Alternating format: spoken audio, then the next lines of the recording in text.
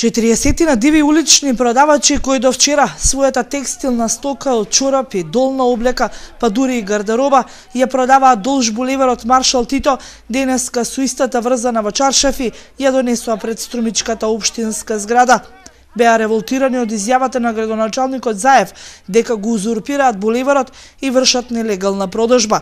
Тие тврдат дека тоа им е единствениот извор на екзистенција и со малиот промет што го прават едва и преживуваат. Ние сега пред малку време продавачите на буливарот не дојде полиција, не заканува да не тепаат, ни земаа робата.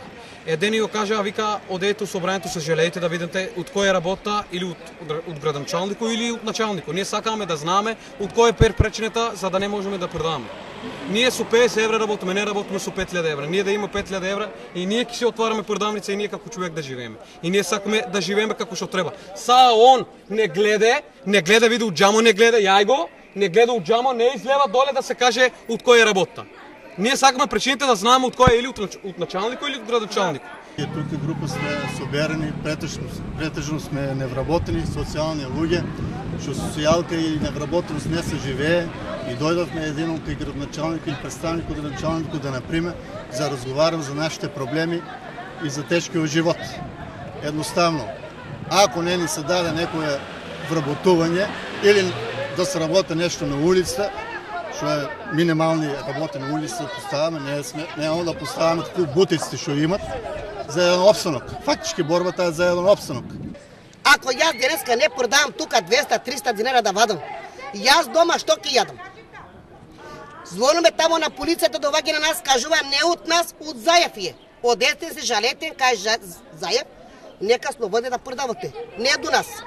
Иде инспекторите, тие што земат робата.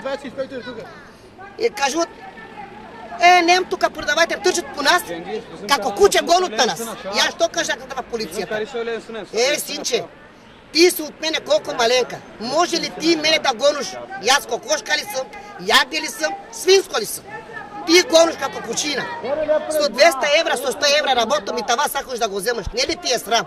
Завчера градоначалникот Заев во официјална изјава ја информираше јавноста дека по барање на дуќанџиите подолж булеварот да се тргнат дивите продавачи, бараат надлежните да го сторат истото.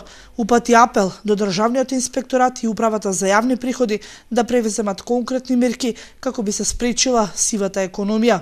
Струмичани се доведени во ситуација од една страна да се гордеат со изгледот на централното градско подрачје, но истовремено и да се срамуваат од наградувањето на тој изглед од страна на бесправната улична продажба на се и сешто.